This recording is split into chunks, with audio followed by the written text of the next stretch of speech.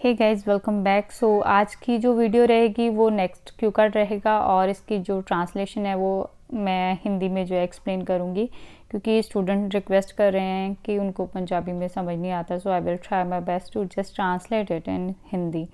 So the cue card is describe a subject that you would like to learn in the future. एक subject के बारे में बात करनी है जो आप सीखना चाहते हो फ्यूचर में। कौन सा वो सब्जेक्ट है, where and how you would like to learn it और you want to learn it, कहाँ पे और आप कैसे उसको लर्न करना चाहते हो, सीखना चाहते हो, why you want to learn it, क्यों सीखना चाहते हो, और explain if it will be difficult to learn it, और एक्सप्लेन करना है कि अगर ये डिफ़िकल्ट होगा, मुश्किल होगा सीखने के लिए। Well, it is irrefutable that learning is a life long process. इसमें कोई शक नहीं है कि लर्निंग जो है एक सारी ज़िंदगी सीखने वाला प्रोसेस है। इररेफ्यूटेबल मतलब होता है undeniable. So individuals learn ample things during their journey of life. जो लाइफ की उनकी जर्नी है उसके दौरान लोग काफ़ी कुछ सीखते हैं। Here I would like to shed some light on a subject which I would admire to learn in the upcoming years. So आज मैं उस पर रोशनी डालूँगा, उस सब्जेक्ट पे जो मैं चाहता हूँ कि मैं आने वाले समय में जो है उसको सीखूँ। एडमायर का मतलब होता है लाइक, कि जो मैं लाइक करूँगा सीखना। इट्स अ फ्रेंच सब्जेक्ट, ये फ्रेंच सब्जेक्ट है। This subject is quite popular among youngster in this contemporary era. जो मॉडर्न दौर चल रहा है इसमें काफ़ी ये कॉमन है लोगों में कि उनको फ्रेंच जो है वो काफ़ी ज़्यादा पसंद आ रही है। बीइंग अ लिंगोफाइल पर्सन, लिंगोफाइल पर्सन होता है जिसको लैंग्वेज या कुछ वर्ड सीखने की क्यूरियोसिटी हो, जो कुछ नया सीखना चाहता हो, लैंग्वेज नहीं सीखना चाहता हो। सो मैं एक ऐसा पर्सन हूँ जिसको ऐसी क्यूरियोसिटी है। So I always have curiosity to learn a new language and words. I am planning to go Canada for my higher education. So I reckon that the knowledge of French subject will prove fruitful for me. सो मुझे लगता है, reckon का मतलब होता है मैं सोचता हूँ कि जो नॉलेज है फ्रेंच लैंग्वेज की वो मेरे लिए काफ़ी ज़्यादा फ्रूटफुल रहने वाली है, मतलब कि लाभदायक रहने वाली है। क्यों लाभदायक रहने वाली है? क्योंकि फ्रेंच जो है वो नेटिव लैंग्वेज है फ्रेंच कुछ एरियाज़ की जो कि कनाडा के हैं, स्पेशली क्यूबेक की अगर बात की जाए तो। Therefore आई एम प्लानिंग, जहाँ आप बोल सकते हो I am thinking to join French classes in one of the reputed institutions of my city. जो काफ़ी रिप्यूटेड इंस्टीट्यूट हैं मेरी सिटी में, उनमें से किसी एक में मैं एडमिशन लेके क्लासेस लेना चाहता हूँ। I deem that this will surely enhances my communication skills and I will able to converse with फ्रेंकोफोन।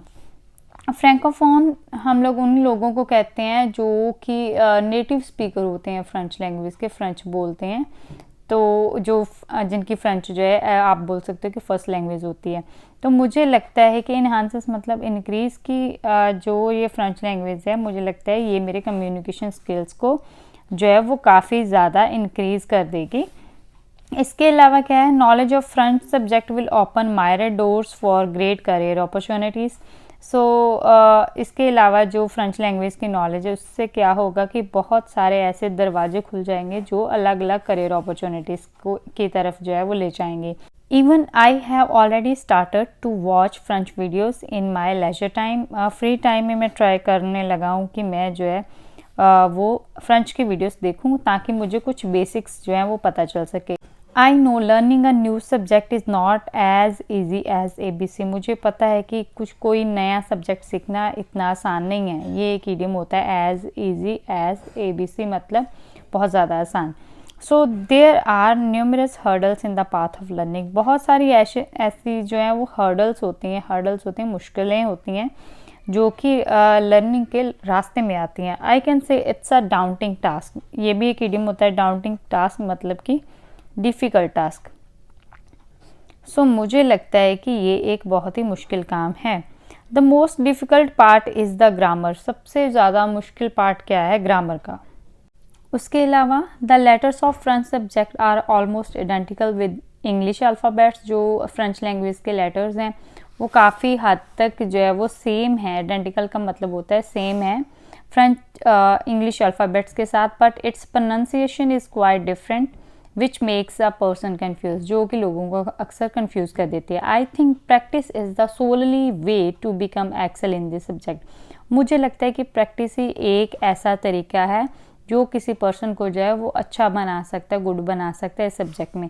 Solely का मतलब होता है ओनली, और एक्सेल का मतलब होता है एक्सीलेंट या good. I have heard that French is a soft spoken language. मैं ये सुन चुका हूँ कि जो फ्रेंच है वो काफ़ी सॉफ्ट स्पोकन लैंग्वेज है, and become very easy to speak after learning. और अगर कोई इसे सीख लेता है तो उसके लिए काफ़ी ज़्यादा आसान हो जाती है कि वो इसको बोल सके। To cut the long story short, this is again an idiom for ending, कि आप बोल सकते हो इन अ नटशेल, और there is also another idiom that is to cap it all. So this is the subject that I would like to learn in future. So ऐसे करके आप इस क्यूकट को डिस्क्राइब कर सकते हो। Hope you like this video, share this video as much as possible, keep supporting, thank you so much.